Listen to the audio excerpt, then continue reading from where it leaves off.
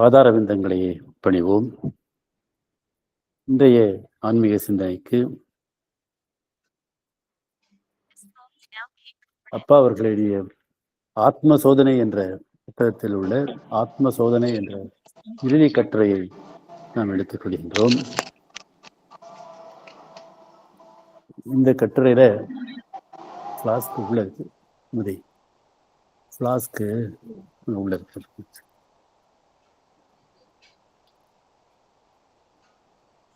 உரையாடல் முறையை பயன்படுத்தி விளக்கிறார். இங்க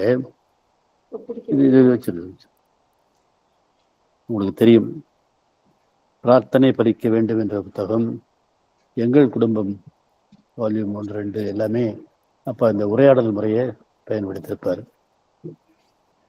இந்த ஆத்ம சோதனை அப்படிங்கிறதனுடைய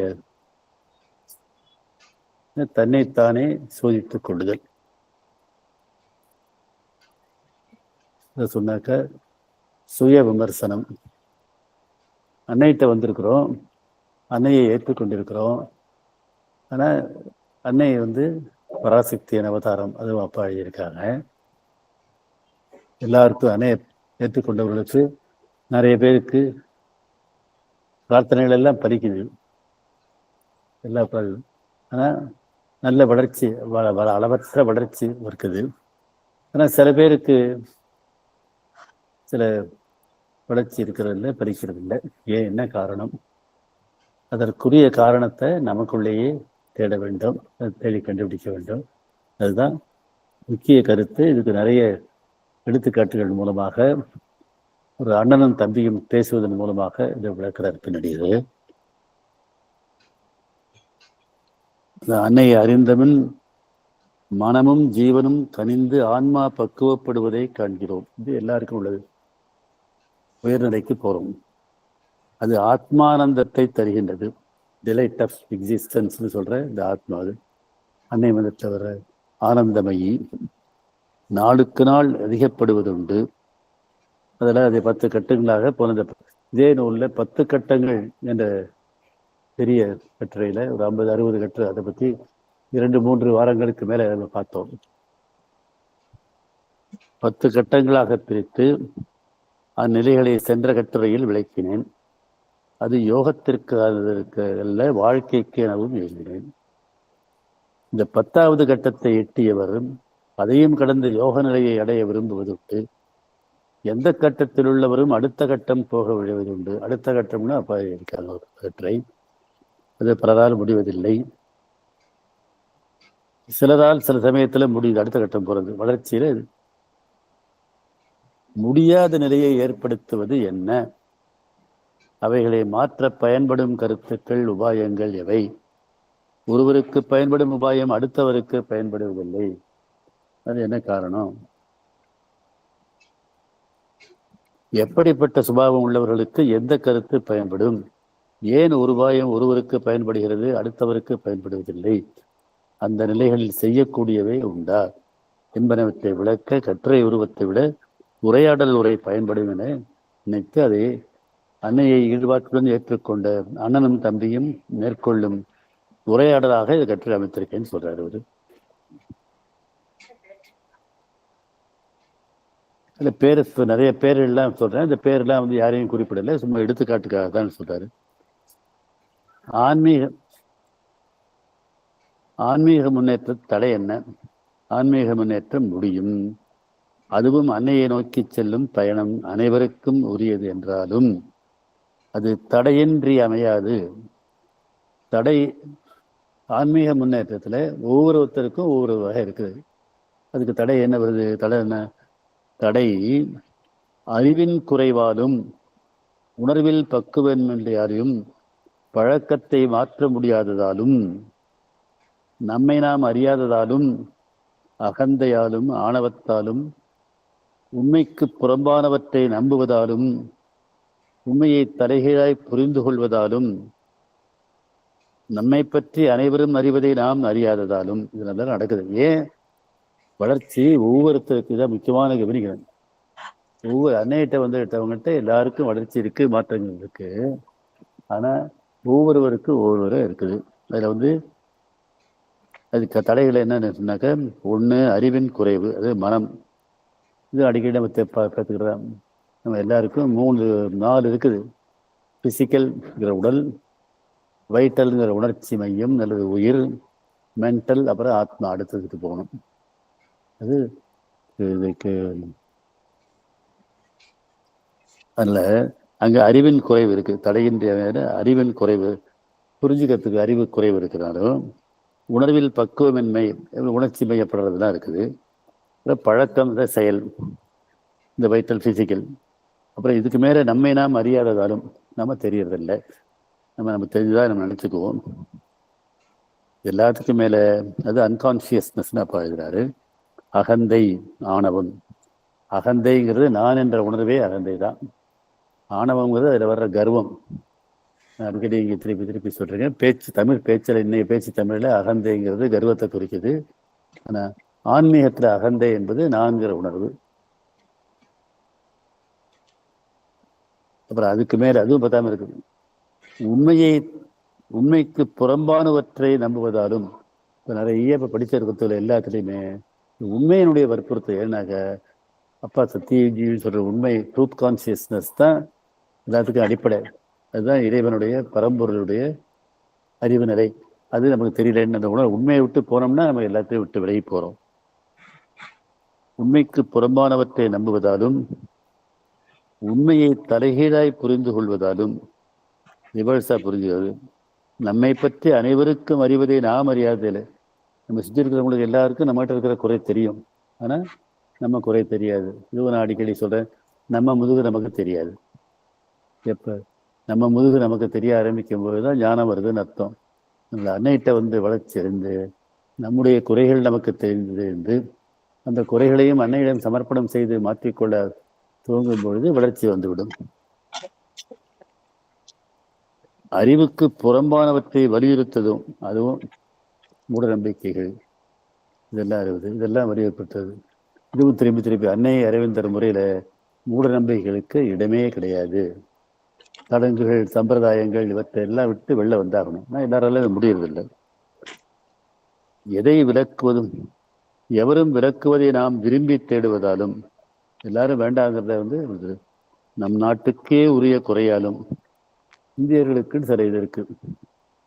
இந்த பெரும்பாலும் இல்லை இந்து மதத்தையும் சனாதன தர்மம்ங்கிறத அதனுடைய உண்மையான தத்துவத்தை, வேதாந்தம் உபனிஷத்துகள் விளக்குற தத்துவங்களை புரிஞ்சுக்காம சடங்குகள், சம்பிரதாயங்கள் தான் இந்து மதம் நினைச்சிட்டு இருக்கிறது.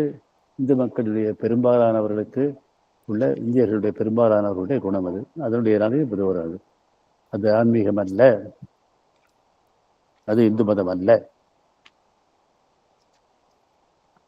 நம் நாட்டுக்கே உரிய குறையாலும் குலம், ஜாதி, ஊர், ஜில்லா, தொழில், எந்த சூழலில் பிறந்து வளர்ந்தமோ அது பிறந்த குடிமா இருந்தாலும் தலைவையாகுமாம் குணம்.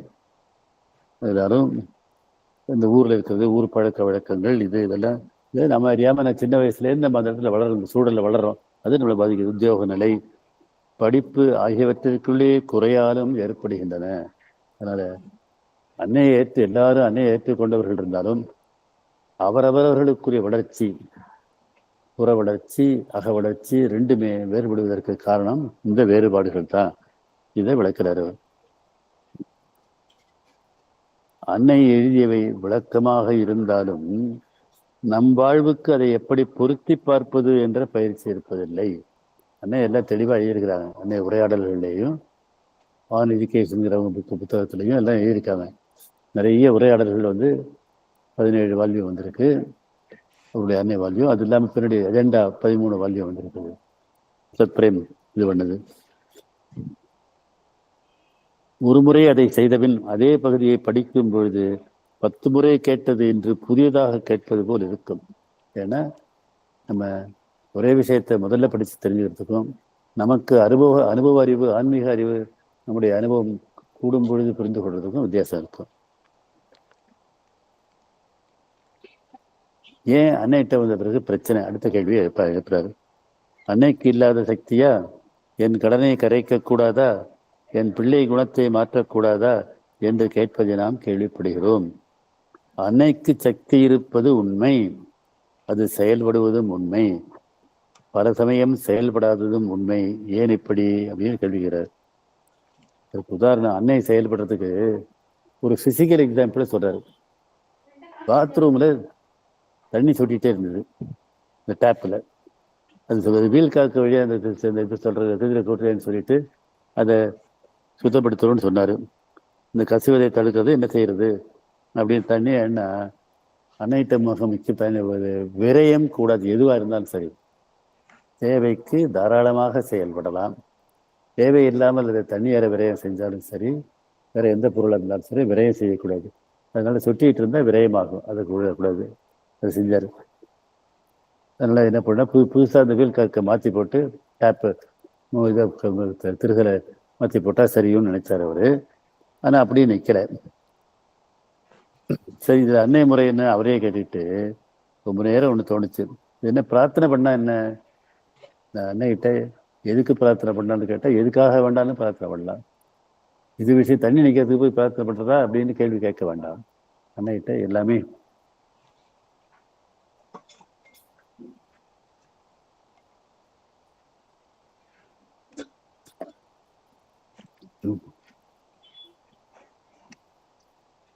எனக்கு தோணலையே அப்படின்னு சொல்லி பிரார்த்தனை செஞ்சார். பிரார்த்தனை செஞ்சதும் கசிவு நின்னது. 4 நாள்ல கசிவு நின்று போச்சு. ஆனா மனசுல சந்தேகம் கொஞ்சம் கொஞ்சம் இருக்கு, குறைஞ்சு. இது ரொம்ப முக்கியமானது. திருப்பி நான் நம்ம பேசும்போதெல்லாம் சொல்லிட்டு இருக்கிறேன். அப்பாவும் எழுதுறாங்க, அன்னை எழுதுறாங்க. அன்னை மேல நம்பிக்கையில சந்தேகமே வரக்கூடாது. நடக்குமா? அன்னை அருள் எதையும் சாதிக்கும், அதுல ஒன்றும் சந்தேகம் கிடையாது. அந்த நம்முடைய நம்பிக்கையினுடைய ஆழத்தை பொறுத்து அது சாதிக்கும். அதனால நம்பிக்கை இருந்தது, சந்தேகம் குறைந்தது. 4-5 நாட்களில் கசிவு நின்று விட்டது. தினமும் கசிவு இல்லாமல் இருப்பதை பார்த்து ஆச்சரியப்படுவார். 1 மாதம் கழித்து கரிய ஆரம்பித்தது. இனியும் சந்தேகப்படுவது கரைவர் என்று உணர்ந்தார். கசிவும்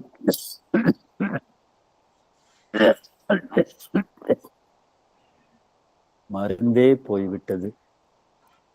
எதுக்கு அப்பா இந்த உதாரணத்தை சொல்றாரு? அன்னைகிட்ட வந்தா எதுவும் மாறும். Physical level, vital level, mental level, அப்புறம் ஆன்மீக லெவல், அதில் இருக்கிற எல்லாத்துலேயுமே மாற்றம் வரும். நான் அதில் நம்முடைய நம்பிக்கையினுடைய ஆழம், உறுதி, இதை பொறுத்து இருக்குது. அதுக்காக தான் தண்ணி சிக்கிறதுங்கிறது, கசிவுங்கிறது ரொம்ப மிக சாதாரண விஷயம். அதை மெக்கானிக்கலாக இதை வச்சுட்டு இந்த பிளம்பரை கூப்பிட்டு டேப்பை மாற்ற சொல்லி அதனுடைய இந்த புதுசாக திருகு போட சொல்லி வேல்காருக்கு செய்கிறது தான்.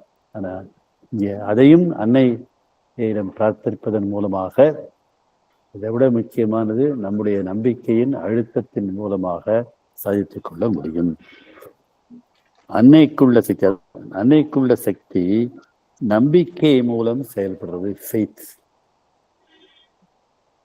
ஆசையின் மூலமோ தேவையின் மூலமோ செயல்படுவதில்லை என்ற உண்மையை நாம் அறிந்திருந்தாலும் அதை புறக்கணித்து விட்டு பலனை எதிர்பார்ப்பது நம் வழக்கம். இதுக்கு நான் போன எல்லா வாரம்லாம் கூட சொன்னேன். ஜீசஸ்கிட்ட ஒரு தொழுநோயாளி, குஷ்டம், லெப்ரசி நம்முடைய நோயை நீ குணப்படுத்திருந்தான்னு கேட்கிறாரு. நீ நான் குணப்படுத்த முடியும் என்று நம்புகிறாயா என்று கேட்கிறாரு. ஆமாம்னு சொன்னது அது குணமாகும். அதுதான், அது நம்பிக்கை தான். மனதில் நம்பிக்கை உற்பத்தியானால் கசிவு நிற்கும், அன்னை செயல்படுவார். இங்கே சொல்ற இதுல என்னன்னா, நம்பிக்கைங்கிறது அடிப்படையானது. நம்பிக்கை அழுத்தமா இருந்தா எல்லாமே நடக்கும். அதனால நம்பிக்கையானால் சாதிக்க முடியுங்கிறது ஞானம். கசிவு இருந்தால் கவனிக்காமல் இருப்பது நம் வழக்கம். அது தக்கூடாது. அன்னை மீது நம்பிக்கை விஷயத்தில் உற்பத்தி செய்து அதன் மூலம் கசிவை நிறுத்த வேண்டும் அப்படிங்கிறது முக்கியமானது.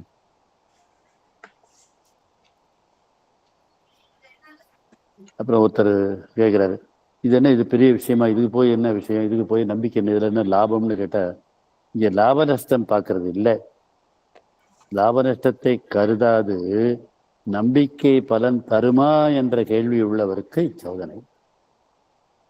அதாவது அன்னைகிட்ட வந்த பிறகு ரொம்ப முக்கியமாக அடிப்படை என்னன்னா, அன்னை மீது அசைக்க முடியாத நம்பிக்கை, ஆங்கிலத்தில் ஃபெய்த் என்று சொல்லப்படுகின்ற நம்பிக்கை இருக்கணும். அதை பண்ணிக்கிறதுக்கு தான் இந்த பாட்டை அப்பா சொல்கிற இந்த அது கசீர டேப் தண்ணீரில் கசீரத பிரார்த்தனை மூலமாக நிற்கிறது. அது நிச்சயமாக நடக்கும். அதனால இது எல்லாமே இது நம்மை நாமே சோதித்து இதுவும் இதான் தலைப்பு குறித்து சொல்றது ஆத்ம சோதனை தான். நம்மை சோதித்து நம்முடைய அன்னை மீது நம்முள்ள நம்பிக்கை எந்த நிலையில் இருக்கிறது என்பதை நாம் அறிந்து கொள்ள வேண்டும். அது சிறிய இந்த தண்ணி கசிகிறது மூலமாகவும் பார்த்துக்கலாம்.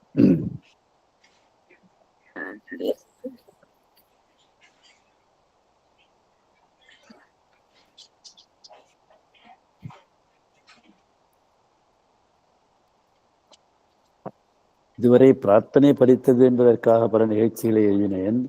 அதே நிகழ்ச்சிகளையும் பிறவற்றையும் ஆத்ம ஞானத்திற்காக ஆராய்ச்சி செய்தால் அன்னையின் கொள்கைகளும் லைஃப் டிவைன் உள்ள கருத்துக்களையும் விவரமாக விளக்க முடியும். ஒரே நிகழ்ச்சியை நம்பிக்கை மூலமாகவும் உணர்ச்சி மூலமாகவும் திருவுருமாற்றம் மூலமாகவும் விளங்கினால் புதிய கருத்துக்கள் விடப்படும். ஒரே விஷயத்தை எந்த அடிப்படையில் பார்க்கிறோங்கிறது பொறுத்து இருக்கு. லைஃப் ரெஸ்பான்ஸ் வாழ்வின் எதிரொலி அக உணர்ச்சிகள் நிகழ்ச்சிகளை பிரதிபலிப்பது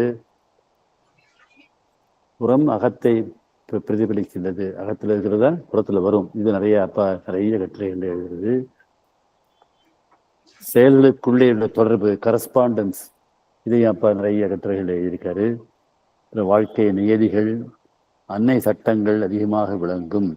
இவற்றுள் தலைகீழான சட்டங்களும் உள்ளன. இதுக்கு உதாரணம் சொல்றாரு. பல்வலியினால ஒருத்தர் வீட்டு பல் வீங்கி போய் அன்னைகிட்ட இருந்தார். என்னார் அன்பர் இங்க இருக்க சாதகத்தார் அன்னை ஓங்கி ஒரு கன்னத்துல அரைஞ்சாங்க. அன்னை வீழ்ச்சி பண்ணது. ஆனா உடனேயே இந்த பல்வலி நீங்கி விட்டது. அது அருள் செயல்படுறது எப்படின்றது. அன்னை கோபமாக அறைந்தது பக்தருக்கு அதிர்ச்சியா இருந்தாலும் வீக்கமும் வலியும் மறைந்து போனதை அவர் கவனிக்கவில்லை. இதில் ஓர் உண்மை உள்ளது. அதை எப்படி புரிந்து கொள்ள? என்ன உண்மை? அருள் செயல்படுவது பொதுவானாலும் அதன் உருவம் வெளிப்பாடு நம் நிலைக்கு ஏற்ப அமையும். இது ரொம்ப கவனமாக கவனிக்க வேண்டியது. நம்மகிட்ட இருக்கிற சில பெரிய குறைகள் மாறணுங்கிறதுக்காக நமக்கு வலி வரும். அந்த வலியை நாம் மாற்றிக்கொள்ளும் போது அந்த வலி மூலமாக நம்மகிட்ட மாற்றமும் திருவுரு மாற்றமும் வரும். அதான் அருள் செயல்படுவது பொதுவானாலும் அதன் உருவம் வெளிப்பாடு நம் நிலைக்கேற்ப அமையும். கடுமையான வலிமையுடையவரை அருள் இனிமையாக அணுக முடிவதில்லை, கடுமையாகவே அணுகும். வாய் கசப்பாக இருந்தால் இனிமையான பண்டம் நம் வாயில் கசப்பதை போல தமக்குரிய வியாதியை கடுமை நிறைந்ததானால் அருள் நம்மை கடுமையாகவே அணுகும். அதனால் அன்னையின் அன்புக்கரம் ஆவேசமாக கன்னத்தை தொடுகிறது. அன்னையின் கரம் தாங்கி வருவது அன்பானாலும் நம் நிலை அன்பை கடுமையானதாக மாற்றி விடுகிறது. அதன் மூலம் பல்வலி வீக்கம் வியாதி அனைத்தும் அதே நேரம் மறைந்து விடுகிறது. புரிந்து கொள்ள முடிவதில்லை. எப்படி நாம் இதை விரும்பி புரிந்து வரவேற்க முடியும்? இது ஒரு தலைகீழ் உண்மை, ரிவர்சல் ஆஃப் ட்ரூத். இது நமக்கு புரிகிறது என்றால் நமக்கு இதேபோல் பல்வலியால் வீங்கிய கன்னத்துடன் அன்னையை தரிசிக்க போனால் அருள் கன்னத்தில் ஓங்கி அறைய வேண்டும் என்று தெரிந்து கொள்ள வேண்டுமா? அப்படி இல்லை. அவர் ஒருவருடைய இது உதாரணம் என்னென்ன, அன்னையை அவரை அறைந்தது அவருக்கு சரி, அதுவே பொது சட்டமாகாது. இல்லை, அன்னை சட்டத்தை எல்லாத்துக்கும் ஒன்றா வச்சுக்க கூடாது. நமக்கு இது அருள் இது வந்தாலும் நம்ம ஓங்கி நம்மளே அரைஞ்சிக்கிட்டோம்னா சரியாயிடும் நம்ம நினைச்சுக்க கூடாது. அதுக்கு இன்னொரு உதாரணம் சொல்றாரு. ஒரு நெசவாடி, அவருக்கு பாரிசவாயி ஒரு இது பெராலிசிஸ் கை கஷ்டப்பட்டு இருந்தாரு.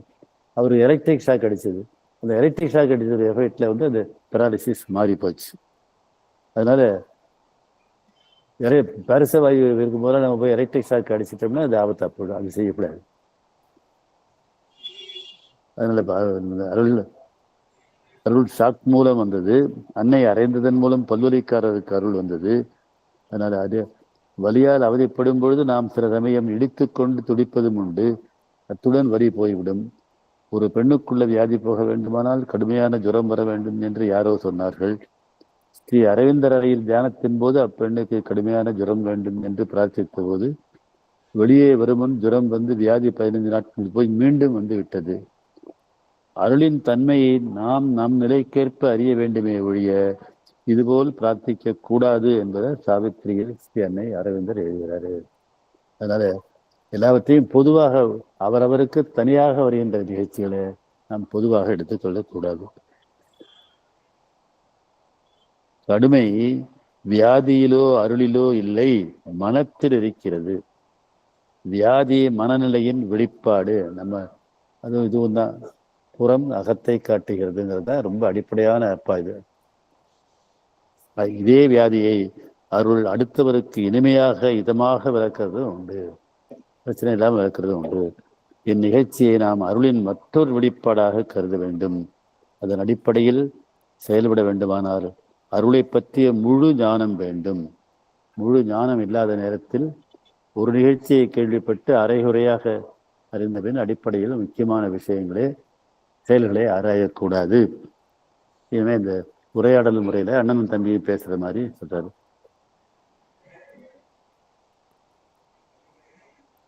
இன்னொரு உதாரணம் என்னன்னா, பால்காரன் வரலையேன்னு சொல்லிட்டு இவரை போய் பார்க்கறதா என்னான்னு அண்ணனும் தம்பியை நினைச்சிட்டு இருக்கும்போது அம்மா என்ன செய்யறாங்க, அம்மா போய் அன்னை படத்துக்கிட்ட போய் பிரார்த்தனை பண்றாங்க. அன்னைக்கு நம்பிக்கையில உடனே பால்காரன் வந்துடுறான். அதான்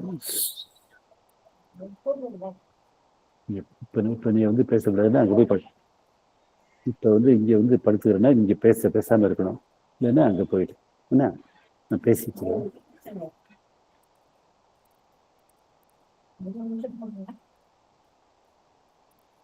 தூங்குவழி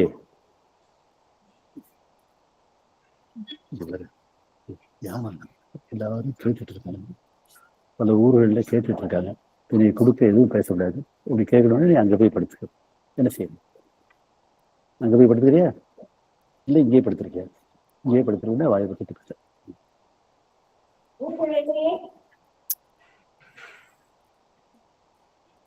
உங்களுடைய அது இப்ப வரமாட்டா, பேசாத.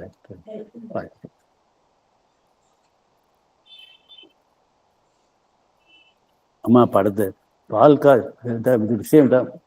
பெரிய விஷயமோ சின்ன விஷயமோ, நோய் தீருவதோ சின்ன விஷயம் நடக்காம இருக்கிறதோ, எல்லாவற்றிற்குமே நம்முடைய அன்னை மீது இருக்கிற நம்பிக்கை அழுத்தமாக இருந்தால் அது நடக்கும்.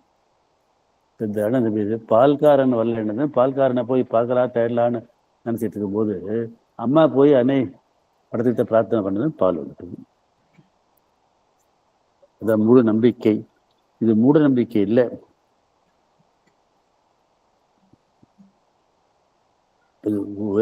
மூட நம்பிக்கை என்பது சரியில்லை. மூட நம்பிக்கைங்கிறது முட்டாள்தனமா ராகு காலம் பார்க்கறது, இது பார்க்கறது, சகுனம் பார்க்கறது, இது மேல நல்ல நேரம் கெட்ட நேரம் பார்க்கறது, இதெல்லாம் தான் மூட நம்பிக்கைகள்.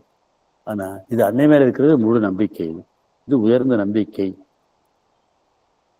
அந்த உயர்ந்த நம்பிக்கை இருந்த மூட நம்பிக்கைங்கிறது அர்த்தமற்றாத நம்பிக்கை. அன்னையை யாருன்னு தெரிஞ்சு, அன்னை பராசக்தியின் அவதாரம், இந்த பிரபஞ்சத்தை இயக்கிற சக்தியின் அவதாரம்னு தெரிஞ்சு அவங்க மேல நம்பிக்கைங்கிறது மூட நம்பிக்கை.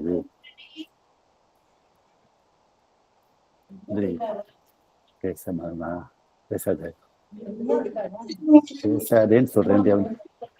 மடி யாராவது வாங்கினேன் பாப்பா உமா அங்க போய் படுத்துக்க போய் இப்போ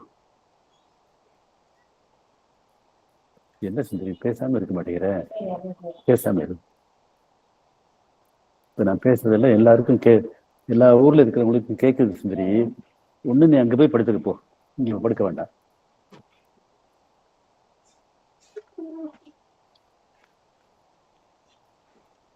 அப்ப வேண்டியது என்ன? உயர்ந்த நம்பிக்கை. அது எப்படி வரும்? யாரா இருந்தாலும் சரி, அந்த உயர்ந்த நம்பிக்கை இருந்ததுன்னா பிரார்த்தனை நாடுவது வந்து இது நிச்சயமா அன்னையால எல்லாம் முடியும், எதுவும் முடியும் என்ற நம்பிக்கை இருக்கிறது உயர்ந்த நம்பிக்கை. பிரார்த்தனை எப்படி பலிக்கிறது, ஏன் பலிக்கிறது அப்படின்னு யோசிச்சு பாருன்னு சொல்றப்பா. அதாவது ஒரு தெய்வம் நம் குரலை கேட்டு பதிலளிக்கிறது என்பது உண்மை. ஆனால் ஏன் சில பிரார்த்தனை பலிக்கின்றன, மற்றவை பலிக்கவில்லை என்பது அதனால் விளக்க முடியாது. அத்துடன் தெய்வம் என்பது ஒரு இடத்தில் உள்ள சக்தி. அது ஒரு ராஜா அல்லது ராணி போல் செயல்படுகிறது என்பதை நாம் ஏற்றுக்கொள்வதாகும். அது தவறில்லை என்றாலும் அது அறிவுக்கு பொருத்தமா புரியும் எப்படி கேட்கிறாரு.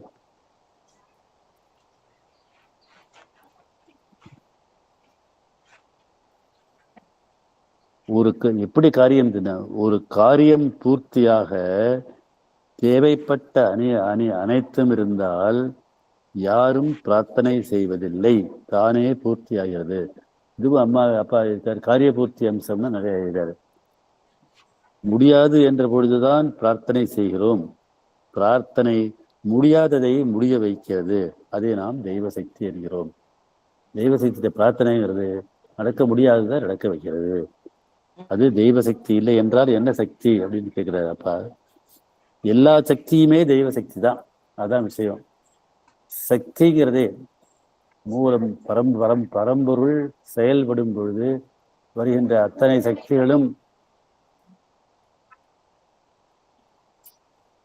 தெய்வ சக்தி தான்.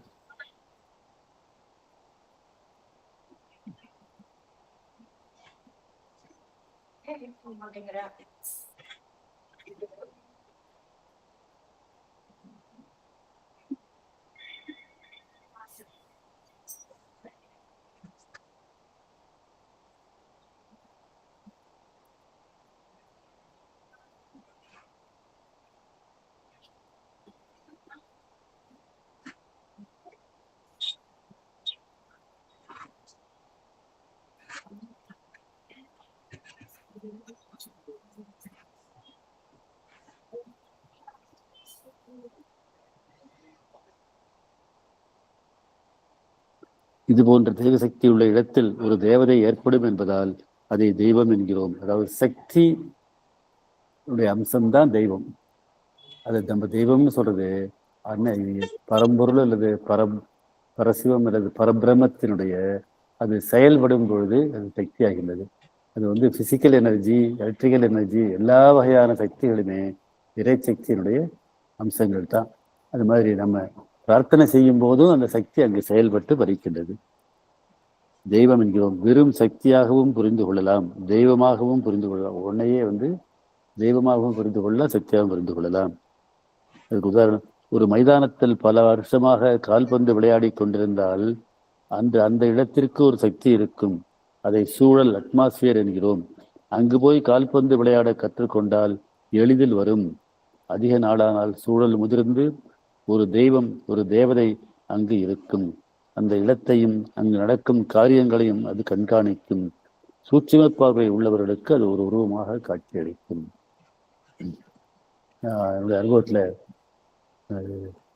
நான் பேராசிரியராக அண்ணாமலை பல்கலைக்கழகத்தில் பணியாற்றி கொண்டிருக்கும் பொழுது, அண்ணாமலை பல்கலைக்கழகம் 1929 அண்ணாமலை செட்டியார் அவர்களாக ஆரம்பிக்கப்பட்டது.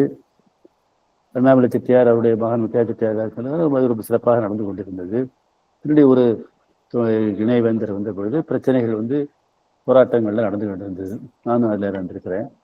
அப்போ ஒரு 50வது ஆண்டு விழா ஆண்டு இந்த பல்கலைக்கழகம் தோன்றிய 50 ஆண்டு நடக்க இருக்குது. அப்போ இந்திய ஜனாதிபதியாக இருந்த மேலம் சஞ்சீவ ரெட்டி அவர்கள் வருவதாக சொல்லியிருந்தார்கள். அப்போ நாங்கள் போராட்டம் நடந்துட்டு இருக்கிறோம். என் மனதுக்குள்ள இது என்ன இந்த போராட்டம்லாம் நடக்குது, இந்த பல்கலைக்கழகம் அப்படிங்கிறது இருக்குன்னு இந்த துணைவேந்தர் எல்லாம் எங்கள் கோரிக்கைகள் எல்லாம், நானும் அந்த ஆசிரியர் சங்கத்தில் உறுப்பினராக இருந்தேன், முக்கியமான உறுப்பினராக இருந்தேன், நடந்துட்டு இருந்தது. இந்த 50வது ஆண்டு இது நடக்காமல் போயிடுமோ அப்படிங்கிற ஒரு கவலை இருந்துட்டு. டக்குன்னு நடந்தது. ஒரு சங்கத்திற்கும் ஆசிரியர் சங்கத்துக்கும் விவாதத்திற்கும் ஒரு ஒற்றுமை ஏற்பட்டது. அந்த விழா சிறப்பாக நடந்தது. நாங்கள் ஆசிரியர்கள் இல்லாமல் அங்கே போய் வாலண்டியர் போல இந்த பெரிய பந்தல்ல பவிலியன்னு சொல்கிறேன், இது விளையாட்டு திடல் நடந்தது. அத்தனை பேர் நாங்களும் கலந்துக்கிட்டோம். அப்போ உள்ள மனதில் தோணுது, இந்த அண்ணாமலை பல்கலைக்கழக சூழல்ல ஒரு தெய்வீக சக்தி இருக்கின்றது. அது செயல்பட்டு தான் இந்த 50 ஆண்டு விழாவை நடத்தி இருக்கின்றது என்று சொல்லியது. இது 100 ஆண்டை நோக்கி போய் கொண்டிருக்கிறது. 1929 2029 வந்தால் இது 100 ஆண்டு வரும். இப்போ 26, இன்னும் 3 ஆண்டுகள் தான் இருக்குது இந்த இது வர்றதுக்கு. அதனாலதான் அந்த சக்தி தெய்வம்ங்கிறத நம்ம தனியா சிலையில இருக்கிறதா இல்லை, சூழல்ல தெய்வீக சக்தி இருக்கின்றது. அதுதான் இந்த அப்பா இது விளக்குறாரு. செயல்களை பூர்த்தி செய்யும் சக்தி. இது போன்ற சக்தி உள்ள இடத்தில் ஒரு தேவதை ஏற்படும் என்பதால் அதை தெய்வம் எனவும் என்கிறோம். அது சக்தியாகவும் தெய்வமாகவும் புரிந்து கொள்ள வேண்டும். சூட்சுமை பார்வை உள்ளவர்களுக்கு அது தெய்வ சக்திங்கிற மாதிரியே புரியும். முழு மனதுடன் செய்யும் காரியங்களை அயராது கூடி வருவதை பார்த்திருக்கேன். அதுவும் ஒண்ணு சொல்றாரு, நம்ம முழுச செஞ்சா இது வரும். முழு மனதுடன் செய்தால் உணர்ச்சி மேலிட்டு காரியத்தை முழு மனதுடன் செய்தால் உணர்ச்சி மேலிட்டு காரியத்தை ஒரு தேவதை போல் சூழ்ந்து கொள்வதால் நம்முடைய ஈடுபாடு, வைட்டல் இன்ட்ரெஸ்ட், அது அது காரியத்தை போய் நம்முடைய ஆர்வமும் இதுவும் சூழ்ந்து கொள்றதுனால அது செயல்படுது. உணர்ச்சி காரியத்தை பூர்த்தி செய்கிறது. உணர்ச்சியை முறைப்படுத்தினால் அதற்கு தெய்வீக சக்தி உண்டு. ஆழ்ந்த உணர்வும் கூட முறைப்படுத்தப்பட்ட உணர்வையும் சக்தியையும் கொண்டவை. முதிர்ந்த கட்டத்தில் அது தெய்வமாகிறது. நம்ம புரிஞ்சுக்கிறது நம்ம இதுல என்ன அப்பா இதை சொல்ல வர்றாருன்னு சொன்னா, தெய்வீகம்ங்கிறத நம்ம எப்படி புரிஞ்சுக்கிறோம்? கோயில்ல இருக்கிறதா தெய்வமா நினைக்கிறோம், சிலைகள்ல இருந்து வர்றதா தெய்வமா நினைக்கிறோம். இல்லை, இந்திய தத்துவத்தின்படி எல்லாமே பரம்பொருளின் வெளிப்பாடு. அதுதான் பரம்பொருள் தான் முதல்ல கல்லாகி மண்ணாகி இதாகி வருது. கொஞ்சம் கொஞ்சமா எல்லாம் வருது. உண்மையுமாய் இன்மையுமாய்ங்கிற திருவாசக பாடலை அடிக்கடி நான் சொல்லுவேன். வானாகி மண்ணாகி வழியாகி ஒளியாகி ஊனாகி உயிராகி ஊன தசை உண்மையுமாய் இன்மையவாய்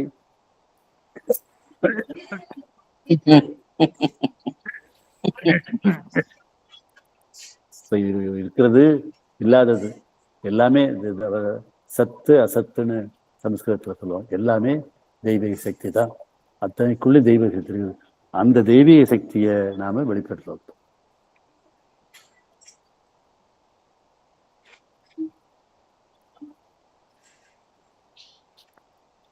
ஆனா அந்த சக்தின்னு தகுந்தாப்புல அது சிறிய தெய்வமோ பெரிய தெய்வமோ நம்ம சொல்றாங்க.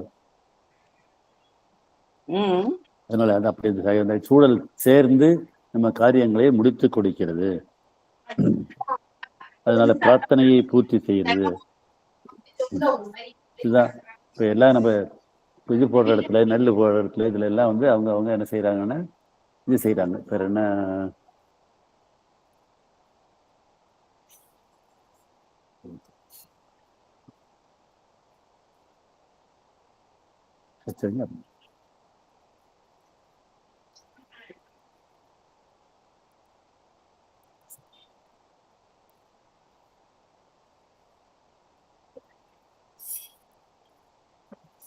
மருந்து மருந்து மருந்து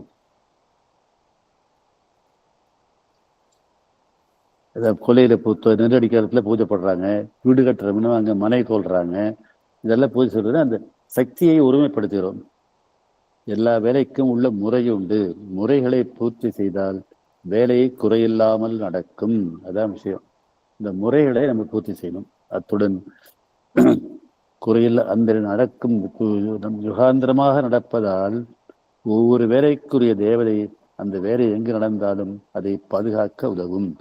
அதை தேவதை என்றாலும் ஆர்கனைஸ்டு பவர் ஆஃப் இமோஷன்ஸ், நம் உணர்ச்சியின் சக்தி என்றாலும் ஒன்றுதான். தேவதைன்னு சொல்றது இல்லை, அது உண்மையிலேயே நம்முடைய வைட்டல் ஃபோர்ஸ்ங்கிறது தான். நம்ம உரிமையை ஒருங்குபடுத்தும் பொழுது, உணர்ச்சிகளை முறைப்படுத்தும் பொழுது அதில் இந்த எழுதுகிற தெய்வ சக்தி தெய்வீக சக்தி.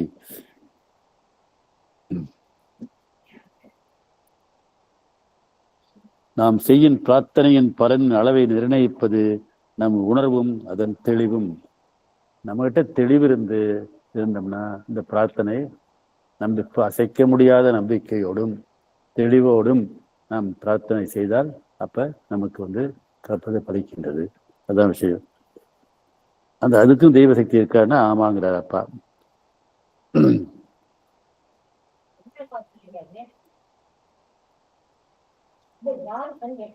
உனக்கு தான் இந்த இன்ஜெக்ஷன் போடு. பேசாம இரு, அப்புறம் பேசி பேச. ஆமா, இதற்கு தெய்வ சக்தி உண்டு. இதன் மூலம் நாம் வழிபடும் தெய்வம் முருகன், விஷ்ணு, காமாட்சி செயல்பட்டால் பலன் தெளிவாக இருக்கும். நம்முடைய உணர்வுகள் மூலமாக தான் நம்ம தெய்வ சக்தின்னு எல்லாமே செயல்படுகின்றது.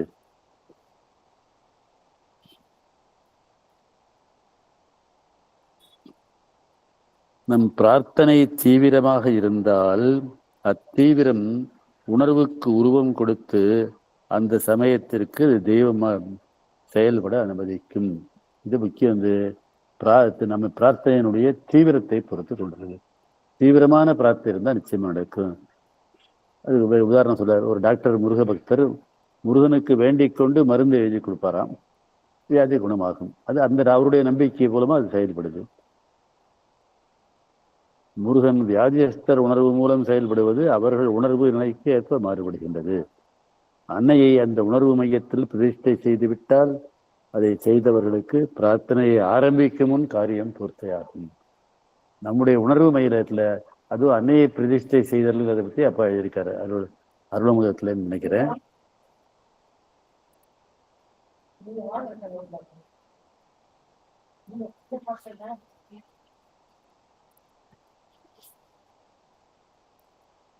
அதனால நம்ம உணர்ச்சிகள் எல்லாம் ஆர்கனைஸ் பண்ணி உள்ள இருந்ததுன்னா நம்ம பிரார்த்தனை பண்ணுக்கு முன்னே நடந்துரும் சொன்னார். அன்னையை அந்த உணர்வு மையத்தில் பிரதிஷ்டை செய்து விட்டால் வைட்டல்ல நம்முடைய எல்லா பகுதிகளிலையும் அன்னையை பிரதிஷ்டை செய்வதை பற்றி அப்பா இருக்கிறார். நம்முடைய மனத்துல, நம்முடைய உணர்ச்சி மையத்துல, உடல்ல, அன்னை எல்லாத்துலேயும் அன்னையை பிரதிஷ்டை செய்தோம்னா அங்கே அதன் மூலமாக அன்னை செயல்படுவார்கள். அதனால அப்படியே பிரதிஷ்டை பண்ணவங்களுக்கு பிரார்த்தனை ஆரம்பிக்கும் முன்னே பலன் வரும்னு சொல்றாரு. இந்த உணர்வு மையமே முக்கியம். இதன் மூலம் தெய்வ சக்தி சிறப்பாக செயல்படும். இதற்கே தெய்வ சக்தி உண்டு. வைட்டல் தான் ரொம்ப முக்கியம்னு நிறைய இடத்துல அப்பா அன்னையும் அதெல்லாம் வற்புறுத்துறாங்க. பகுத்தறிவுவாதிகள் இதை மனித திறமையாக கருதுவார்கள். எப்படி கருதினாலும் நம் பிரார்த்தனைகளை பூர்த்தி செய்வது இந்த உணர்வு மையமே. வைட்டல் சென்டர் தான் நம்ம இது பண்ற இதை அந்த ஆர்வம் அது தீவிரமாக இருக்கும்போது அது செயல்படுகின்றது, அன்னையை செயல்பட வைக்கின்றது. பிரார்த்தனை கடவுள்களை எட்டினால் பறிக்கிறது என்றால் இந்த உணர்வு மையம் பூர்ணமானதால் பொருத்தனை கடவுளை எட்டும். நம்முடைய வைட்டல் சென்டர் விஷயம் பூர்ணமாச்சுன்னா அது கடவுள்களை அன்னையை எட்டும். கடவுளை எட்டினால் பிரார்த்தனை பலிக்கும். இந்த மையம் அன்னையை நோக்கி திரும்பினால் பலிக்கும். இதனுள் அன்னை பிரதிஷ்டை செய்யப்பட்டால் இதுவே பிரார்த்தனையை பூர்த்தி செய்யும். இதுதான் முக்கியம். பால்காரன் ஏன் வரவில்லை என்றால் இது பால்காரனை வரவழைக்கும். அதனால நம்முடைய இன்டென்சிட்டி, நம்ம உணர்வு மையத்தின் வைட்டல் சென்டருடைய தீவிரம் நம்ம அன்னை தீவிரம் மூலமாக அன்னை அழைக்கும் போது, பிரார்த்தனை செய்யும் போது அது நிச்சயமாக பலிக்கும் என்று சொல்றார். அதுக்கப்புறம் உதாரணம் அது ஃபோன். இப்போ எல்லா ஊர்லேயும் ஃபோன் இருக்கு, இன்டர்நெட் வந்தாச்சு, ஒரு செல்ஃபோன் வந்தாச்சு. அதுக்கு முன்னே அப்படி இல்லை. எல்லா ஊர்லேயும் ஃபோன் கிடையாது. நாங்கள் இந்த மாரியப்பா நகரில் நாங்கள் அந்த வீட்டுக்கு ஃபோன் வாங்குறதுக்கு 2.5 வருஷம் பதிவு செஞ்சு 2.5 வருஷம் பிஎஸ்என்எல்ல காத்துக்கிட்டு இருந்திருக்கோம். அப்புறம் அதில் ஓன்லி ஒரு டெலிஃபோன் ஒரு 8000 ரூபாய் பையன் கட்டி வாங்கி கொடுத்தா. இல்லாதப்போ என்ன பண்ணுவேன்னா எய்த்த வீட்டில் போய் ஃபோன் பண்ணணும். நான் இதில் இருக்கும்போது அப்போ இது என்ன ட்ரங்கால்னு சொல்கிறது நான் பல முறை இங்கே சொல்லியிருக்கிறேன். ஹைதராபாத்தில் இருந்தப்போ போஸ்ட் ஆஃபீஸில் போய் ட்ரங்கால் போட்டு எய்த்த வீட்டிலேருந்து அவங்க கூடணும் பிபி கால்னு சொல்கிறது சேர்த்து ஆகும். இப்போ நினைத்த நேரத்தில் செல்ஃபோன் மூலமாக, இன்டர்நெட் கனெக்ஷன் மூலமாக, வீடியோ கால்லையே அமெரிக்காவில் இருக்கிற என்னுடைய மகன்களோடையோ அல்லது இதில் இருக்கிற கனடாவில் இருக்கிற அன்பரோடையோ நம்ம பேசுகிறோம். இதெல்லாம் இப்போ மாறி போன விஷயம். அப்போ ஃபோன் இல்லாமல் இருந்தப்ப அந்த ஊருக்கு ஃபோன் வர்றதுக்காக ஒரு கிராமத்துக்கு பண்ணாங்க. அதுக்கு என்ன செஞ்சாங்கன்னா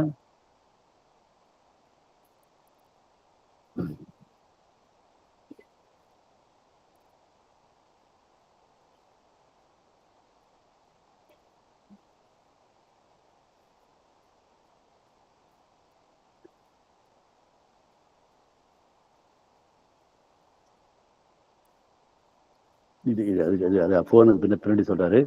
அதுக்கு முன்னாடி இது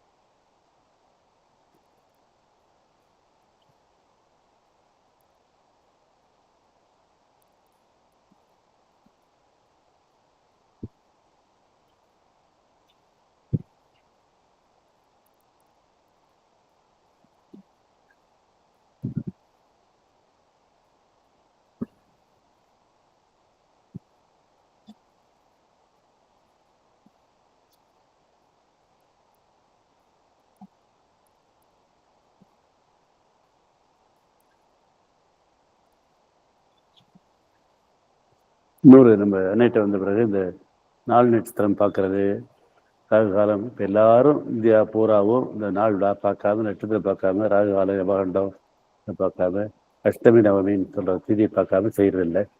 அன்னைட்ட வந்த பிறகு இதெல்லாம் வேண்டியதில்லை அப்படின்னு முடிவெடுத்து பார்க்கறதில்லைன்னு செஞ்சாக்கா நிச்சயமா அது நடக்கும். அன்னையை ஏற்றுக்கொண்ட பிறகு புதிய விஷயங்கள் பகிர்ந்து, ராகுகாலம் யமகண்டம் என்னை பார்ப்பதில்லை என முடிவு செய்தேன். அவை என்னை இப்பொழுது பாதிப்பதில்லை. அதில் ஒரு விசேஷத்தை கண்டேன். ஒரு காரியத்தை தொடங்கும் பொழுது அது அற்புதமாக மேலும் மேலும் விருத்தியாவது ஆச்சரியமாக இருந்தது. பலன் பெரியதாகவும் நம்ப முடியாதாகவும் இருந்தது. இது எப்படி என்று பல கோணத்திலும் யோசனை செய்த பொழுது ஆரம்பித்த நேரம் ராகு காலத்தில் நடந்ததே கண்டேன். இப்போ நம்பாம இருந்தனால ராகு காலத்தில் ஆரம்பித்த போது நடந்தது. அதனால ராகு காலம் பாதிக்காது என்பதை மட்டுமே நான் நினைத்தேன். ராகு காலத்தை ஆரம்பித்தால் அளவு கடந்து பெருகுவதையும் நான் புரிந்து கொண்டேன். அறியாமை என்ன இதுன்னு சொல்றாரு. அறியாமை அறிவை விட பெரியது அப்படின்னு சொல்றாரு. இக்னாரன்ஸ் இஸ் கிரேட்டர் தேன் நாலேஜ். அதன்படி ராகுகாலம் சுப வேளையை விட அதிக பலன் தரும் என்று கொள்ளலாம்.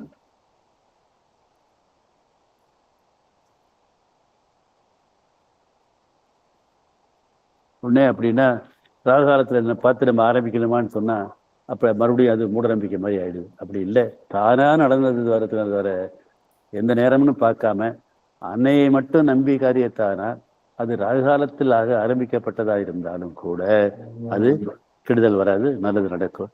அப்படி இல்லாம நான் ராகுகாலத்துல தான் ஆரம்பிப்பேன்னு சொன்னா அது இன்னொரு வகையான மூட நம்பிக்கை ஆயிடுது. அது அப்படி செய்யக்கூடாது. பலன் மனத்தை பொறுத்தது. நாமே ஆரம்பிக்கும் பொழுது மனம் பலனை எதிர்பார்ப்பதால் எதிர்பார்க்கும் குணம் பலனை நசிக்க செய்யறது. எதிர்பார்ப்பு கூடாது. இது பண்ணுது அன்னையிட்ட ஒப்படைச்சிட்டு அதான் சமர்ப்பணம். அமைதியா இருக்காது.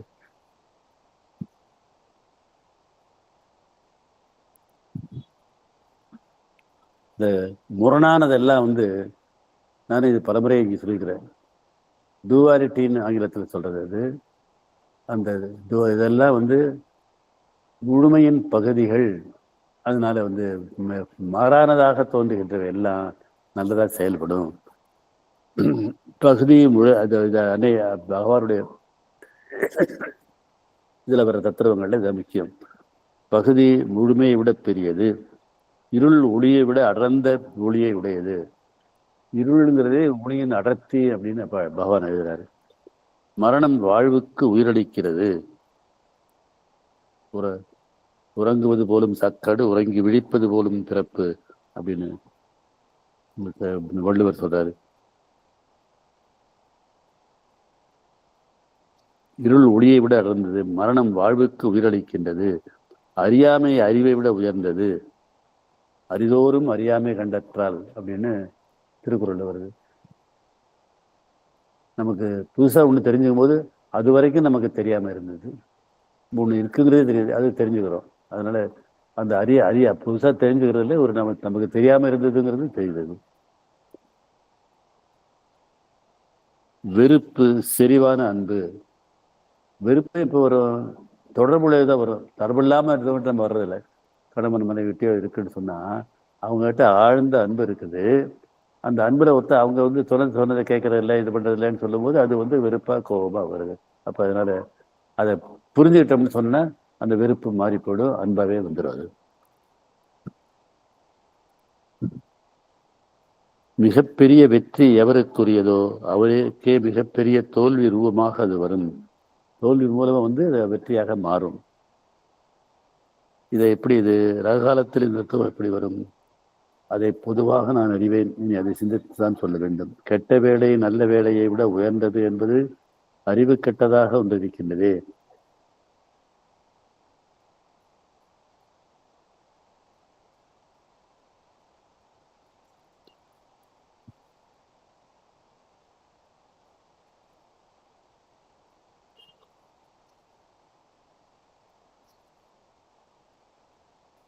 அதுக்கு ஒரு உதாரணம் சொல்றாரு. காலம் மாறிவிட்டதால் கைகால் ஊனமானவருக்கு அதிர்ஷ்டம் பல சலுகைகள் வேலை கிடைப்பதே போலவா? ஊனமுற்றவருக்காக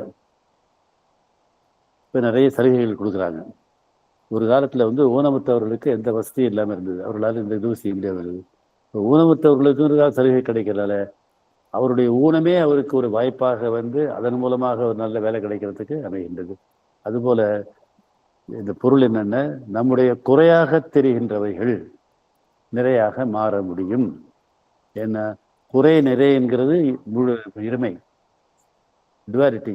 அது முழுமையின் பகுதிகள். இருள் ஒளியும் போல, வறுமையும் செல்வமும் போல அது மாறும். அதுக்குள்ள ஒண்ணுக்குள்ள ஒண்ணு அடங்கி இருக்குது. நிச்சயமாக மாறக்கூடியது அன்னைட்டேங்கிறதா இந்த பொருள்.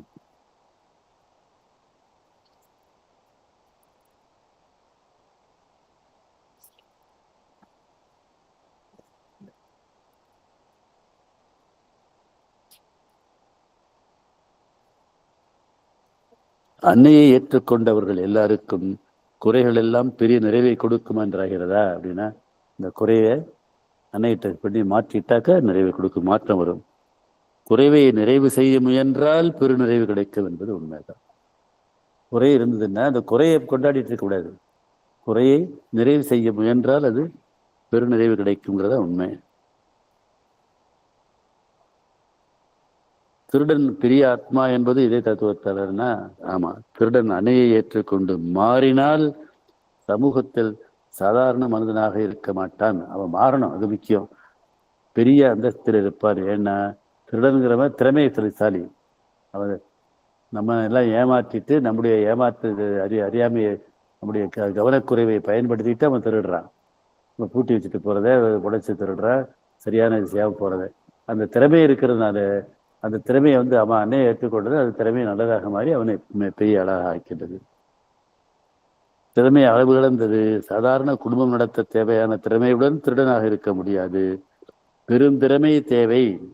நிறைய பேரை ஏமாற்றி திருடுறதுக்கு அந்த திறமையை வந்து அன்னையிட்ட இருந்து மாறினதும் அது திறமையாக மாறிய பின் அந்த பெரும் திறமை நல்ல காரியத்திற்கு பயன்படுவதால் அளவு கடந்த உயர்வு ஏற்படுகின்றது. அது அன்னை எழுதிய அனைத்தையும் புதியதாகவும் வினோதமாகவும் தோன்றுகிறது. புரிவதே கஷ்டம், எப்படி பின்பற்றுவது அப்படின்னு சொல்றாரு.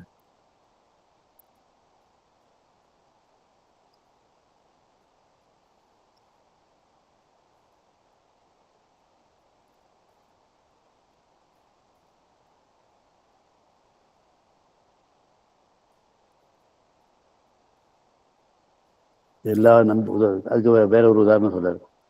எல்லா நம்பிக்கையும் எல்லா திறமையும் இருந்து உயர்ந்த பின் ஒரு சமயத்துல வளர்ச்சி இல்லாம போயிடுறாங்களேன்னு ஒரு கேள்வி கேட்கிறாரு.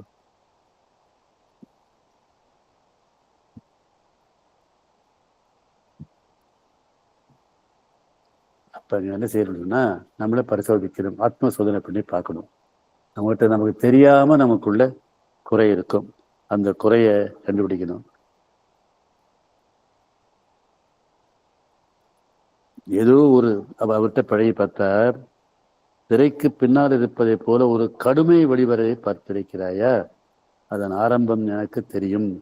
சிறுவயதில் நாங்கள் விளையாடும் பொழுது ஒரு குருடன் சாப்பாட்டில் விஷமமாக அவர் மண்ணெண்ணெய் போட்டாராம்.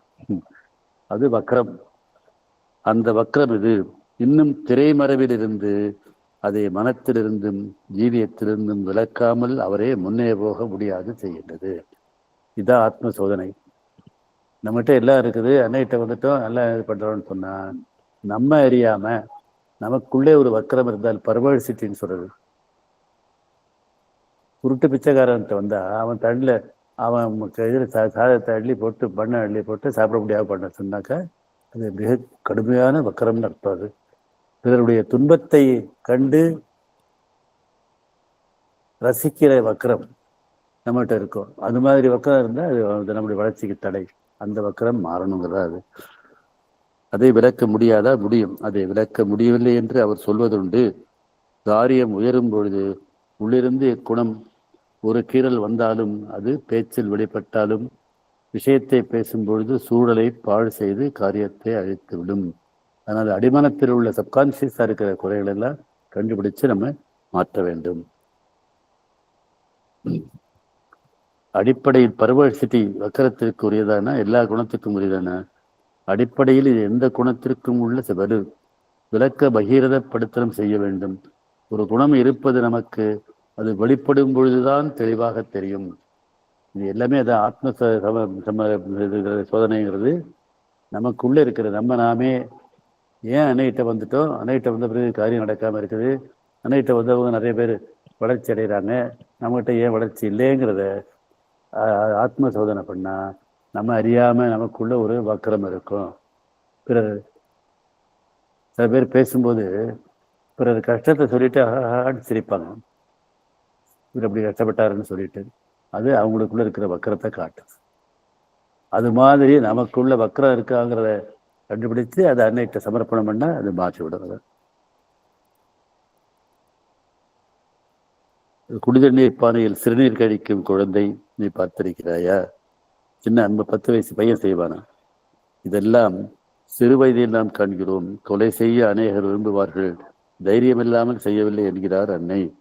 அதனால நல்ல மனிதரை அனைவரும் நினைப்பவரிடம் கெட்ட குணங்கள் பல மறைந்திருக்கும், நமக்குள்ள ஆழத்துல இருக்கும். அவை வயதானால் வெளிப்படாது, ஆனால் இல்லை என்று பொருள் இல்லை. நல்லது முழுமையான நல்லதாக இருந்துவிட்டால் இதுதான் முக்கியம். நம் மனத்தில் எழும் நல்ல திட்டங்களை பூர்த்தி வராது என்று சொல்லுகிறாரா. நம்ம பூரண நல்லதா மாறணும். இது ஒரு மாற்றம்தான் செய்யுது. அதனால உண்டு.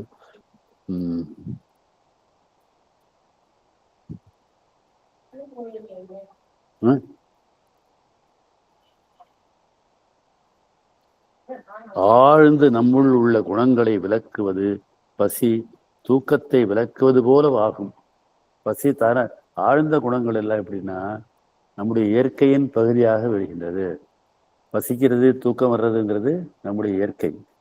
அதுபோல நம்முடைய குறைகள் நம்மை அறியாமல் நமக்குள்ள ஆழ்ந்திருந்ததுன்னா இந்த வக்கரம், பிறருடைய துன்பத்தை கண்டு ரசிப்பது, அது குழந்தை இது கண் தெரியாதவங்க தட்டில் தூக்கி போட்ட மாதிரி, இது மாதிரி எல்லாம் இருந்ததுன்னா அதை கவனித்து நாம் அவற்றை அன்னைக்கு சமர்ப்பணம் செய்து மாற்ற வேண்டும். சாதாரண மனிதனால் இதெல்லாம் தாம் அறிந்த முறைகளால் இவற்றை விளக்க முடியாது. ஆனா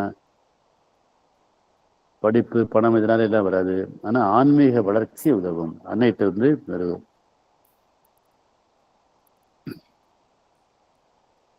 ஒரு கெட்ட குணம் நம்மிடம் இருக்கிறது என்றால் அதை வெளியே காட்ட நாம் வெட்கப்படுகிறோம், ஆனால் உண்மையில் வெட்கப்படவில்லை. அதான் விஷயம். நம்மகிட்ட குறை இருக்கும், மற்றவங்களுக்கு தெரிஞ்சிருமோன்னு நினைச்சு வெட்கப்படுவோம், தவிர உள்ளே இருக்கிறத பற்றி வெட்கப்படலை. நாம் அறிந்தோ அறியாமலோ அதை ரசிக்கிறோம் என்பது உண்மை. தான் முக்கியம். நம்ம குறைய நம்ம அறியாம நம்ம ரசிக்கிறோம், அதை அப்படி ரசிக்காம அதை விட்டு விலகணும்.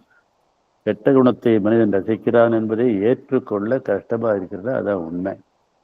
அதுதான் இந்த வக்கர உதாரணம். கவனிச்சு நம்ம அந்த கொட்ட குணத்தை அன்னைகிட்ட சமர்ப்பணம் பண்ணோம்னா அது விலகி மாற்ற வந்துடும்.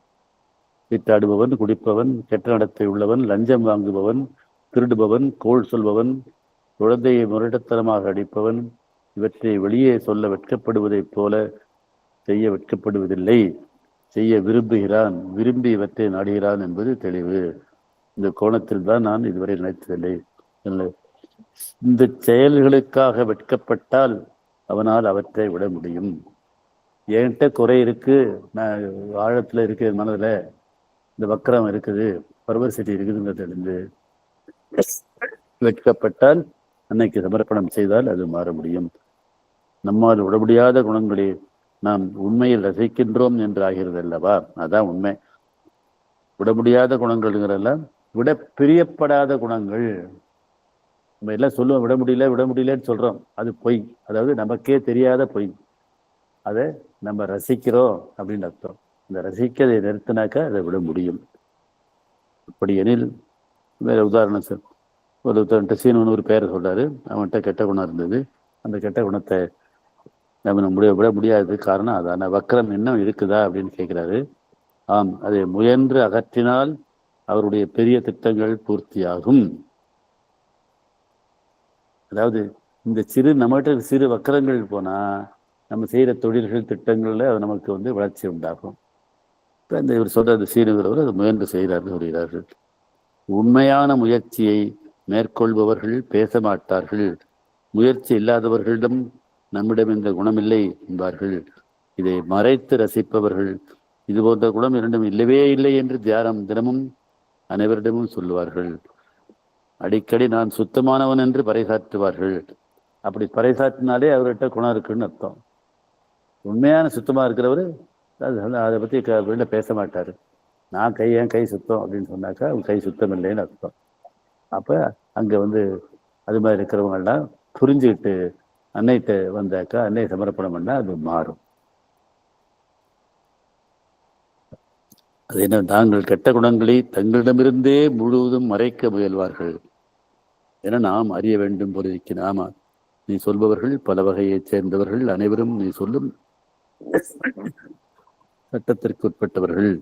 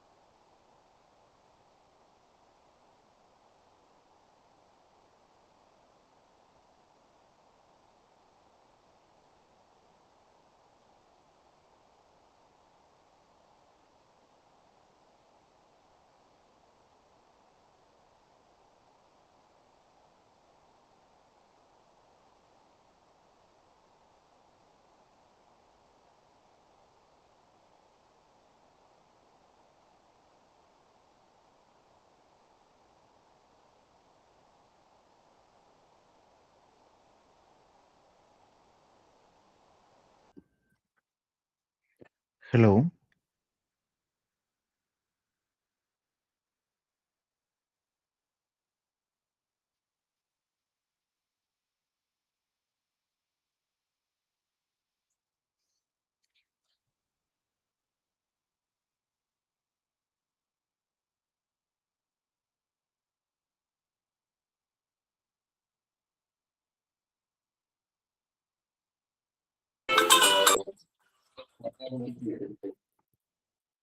இப்போ இதாவதா?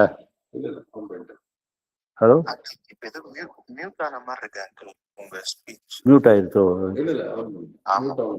பண்ணித்தர முடிச்சு தரேன். சரி, பேசலாமா? இப்போ சரி பண்ணித்தரேன். இது சிவகுமார் சரி பண்ணித்தரேன். இப்போ கொஞ்சம் முடிச்சிடு, இந்த 5 நிமிஷத்துல முடிச்சிடு. சரி சரி.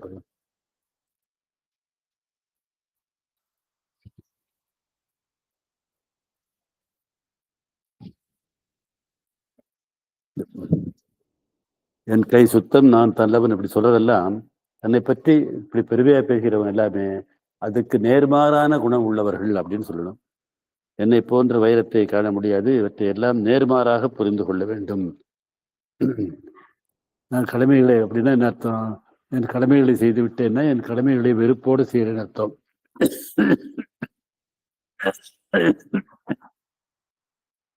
நான் அன்பான மனைவி அப்படின்னு சொன்னாக்கா என் கணவன் மீது வெறுப்புன்னு அர்த்தம், இல்லை மனைவி பிடிக்காதுன்னு அர்த்தம். என் கை சுத்தம்னா நான் லஞ்சம் வாங்குறத தவறில்லைன்னு நினைக்கிறேன்னு அர்த்தம்.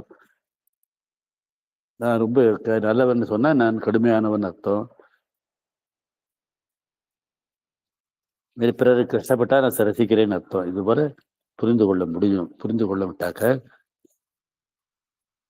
நம்ம புரிந்து கொண்டதுனாக்க நம்ம மாற்ற முடியும்.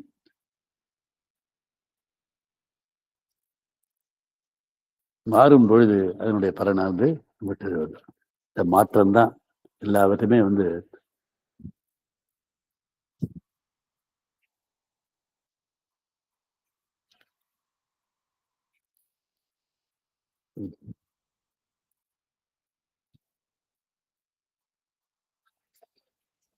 நம்மகிட்ட இருக்கிறது. அதே மாதிரி இன்னொருத்தர் ஆதாயத்தை கருதுறதே இல்லைன்னு சொல்லுவாரு. அதான் உண்மையை, ஒரு ஆதாயத்தை லாபம் ஏதாவது ஆதாயம் இருந்தால் தான் செய்வார். அப்படி இல்லாம உண்மைதான் மிக முக்கியம் எல்லாத்துலேயுமே. சின்சியரிட்டி, அடிமனத்துல சின்சியரிட்டி இருக்கணும். அந்த உண்மையை இருந்துட்டா எல்லாமே சரியாயிடும். இந்த உண்மையை பற்றி இதை அடுத்த வாரத்தில் நம்ம சிறப்பாக பார்ப்போது. சின்சியரிட்டி பற்றி நிறைய எழுதுறாரப்ப அதை அடுத்த இதில் பார்ப்போம். இதோட முடிச்சு சிவகுமார். இந்த இதில் என்னென்ன ஆத்ம சோதனை, நம்ம வெளிப்படையா நம்மை நாமே புரிந்து கொண்டிருப்பதற்கும் நாம் உண்மையாக உள்ளே இருப்பதற்கும் வேறுபாடு இருக்கு. அந்த நம்முடைய உண்மையை நாம் புரிந்து கொண்டு அது நம்ம சொல்றதை புறத்துல சொல்றதை வைக்கிறது இல்லாம அதுக்கப்புறம் அதை மாற்றிக்கொண்டு மனமாற்றம் இது நிறைய படிச்சிருக்கோம். அந்த மனமாற்றம் வந்து அன்னைகிட்ட வந்த நம்ம முதல்ல சொல்ற மாதிரி பிரார்த்தனை இல்லாமலே நம்முடைய காரியங்கள் எல்லாம் அன்னைகிட்ட நடக்கும். முடிச்சுக்கப்பா.